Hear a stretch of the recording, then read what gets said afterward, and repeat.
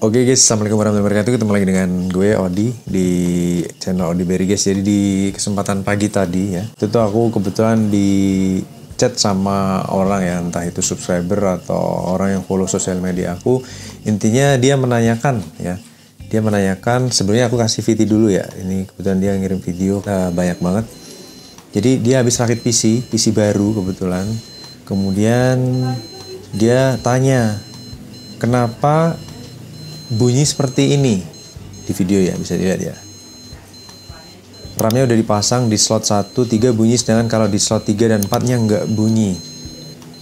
Nah, terus no display juga. Nah, di motherboard itu juga ada indikasi LED ya, biasanya di motherboard kita ada LED yang terdeteksi error di RAM, CPU, atau di kartu grafis ya.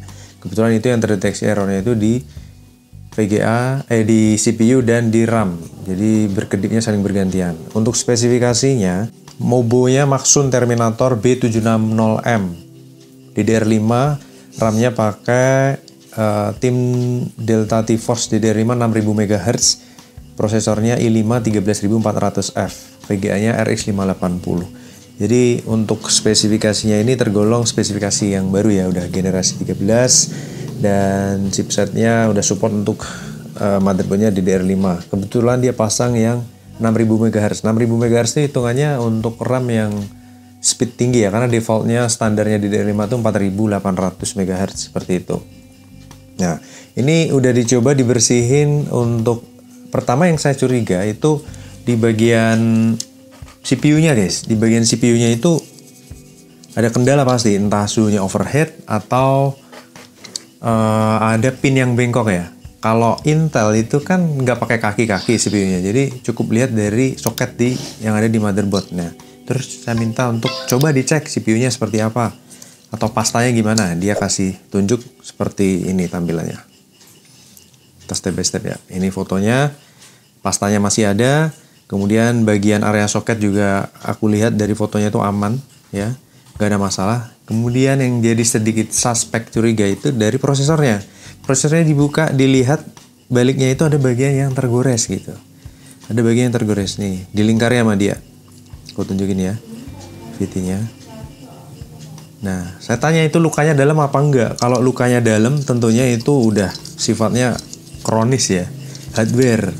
Jadi mungkin terjadi human error waktu dia ngerakit, dia pasang, walhasil tersenggol sesuatu, tergores dan akhirnya luka gitu. Nah, untuk memastikan itu luka dalam atau enggak, aku suruh dia pakai penghapus karet ya, penghapus karet ya, penghapus pensil gitu ya, dihapus gitu. Ternyata berhasil, bisa hilang, luka goresnya hilang dan tampil dengan sangat, lukanya hilang, intinya selayaknya kayak prosesor yang normal gitu ya.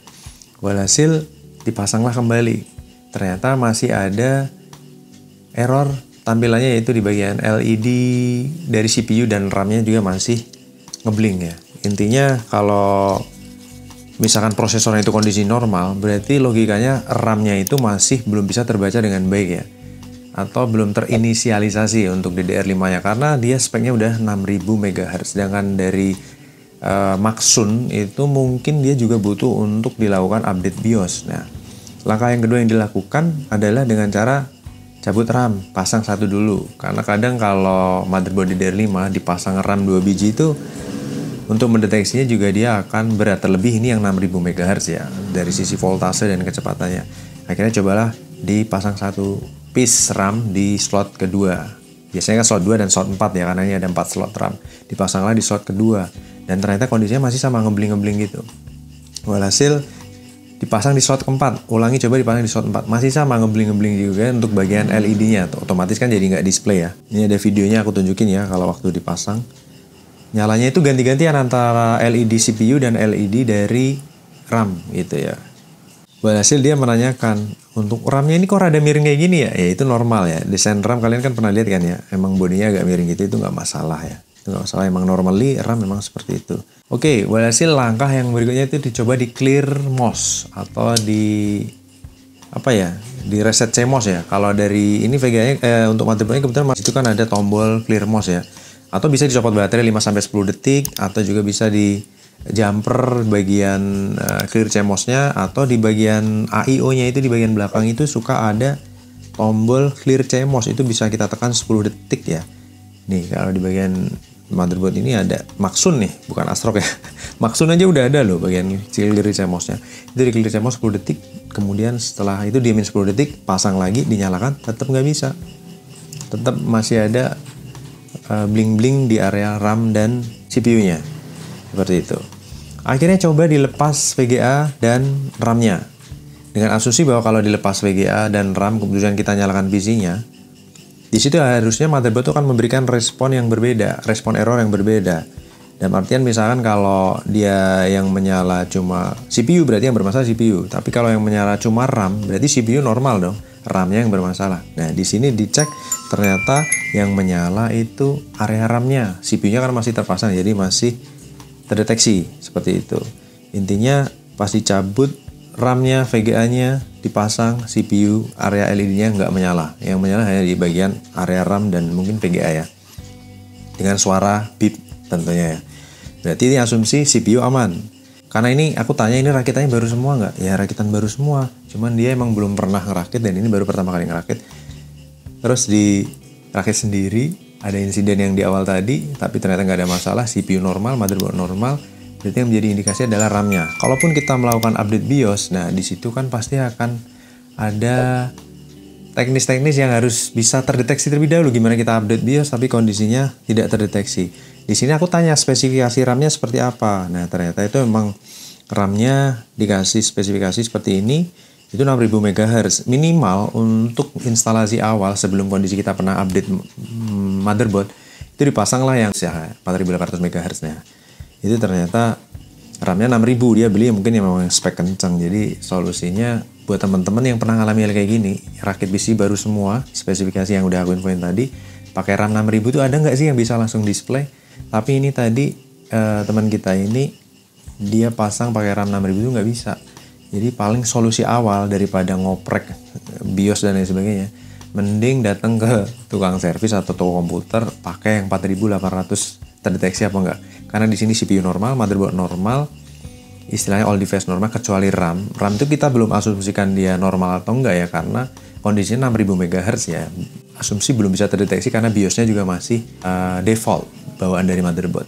Jadi sekarang lagi menuju ke teknisi, dia akan coba pakai RAM DDR5 yang 4800 MHz itu seperti apa responnya. Kalaupun itu terdeteksi, berarti kemungkinan kan tinggal langsung update BIOS, baru dipasang RAM yang 6000 MHz itu pakai XMP, ataupun default aja harusnya sudah mulai terdeteksi. Tapi kalau enggak, berarti asumsinya hanya ada 2 slot RAM-nya yang bermasalah dari motherboard itu. Jadi mau nggak mau, ya harus di RMA ya, karena kondisinya masih baru. Dan kayak gitu masuknya human error nggak? Kalau menurut saya sih enggak ya, karena kan nggak ada yang diutak-atik dari sisi motherboardnya, cuma clear CMOS aja, nggak update BIOS juga. Kadang update BIOS itu juga bisa menggugurkan garansi. Nah itu sedikit share yang aku dapetin baru tadi pagi ini guys. Sedikit sharing aja buat temen-temen yang langsung ngerakit PC Gen 13, langsung pakai DDR 6000. Kebetulan motherboardnya mereknya Maxun sih. Itu bisa nggak, ada yang sudah bisa langsung terdeteksi atau enggak? Atau memang harus update BIOS dulu? Seperti itu. Ini buat pelajaran buat teman-teman yang ingin rakit PC spek high end. Tentunya ya kita juga harus melakukan riset dulu ya. Spesifikasi yang kita pakai itu seperti apa, kompatibilitas dengan motherboard yang kita pakai itu seperti apa. Nah itu yang menjadi acuan saat kita mau rakit PC. Ya itu mungkin sedikit share yang bisa saya bagikan.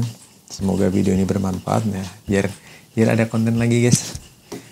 Jadi baru pagi ini iseng-iseng aku ternyata di-chat sama subscriber atau follower, aku nggak kenal siapa dia. Aku sebenarnya coba bantu untuk ngeberesin masalahnya, tapi ternyata dari runutan semua penyelesaian permasalahan itu terdeteksi di sini RAM-nya yang tidak bisa terdeteksi dengan baik. Kemungkinan besar ya masalahnya bisa jadi RAM-nya yang speknya terlalu tinggi, harus di-update BIOS dulu, atau mungkin ada kendala dari slot RAM di motherboardnya. Tapi kalau terjadi kendala di motherboardnya kayaknya nggak mungkin sih. Karena kalau dipasang di slot 1, 3 speakernya bunyi, tapi dipasang di 2, 4 speakernya nggak bunyi, hanya masalah inisialisasi saja yang tentunya membutuhkan update BIOS. Seperti itu. Itu mungkin sedikit yang bisa aku share di video kali ini. Semoga bermanfaat dan tetap semangat. Kita ketemu lagi di video berikutnya. Terima kasih. Wassalamualaikum warahmatullahi wabarakatuh. Bye-bye.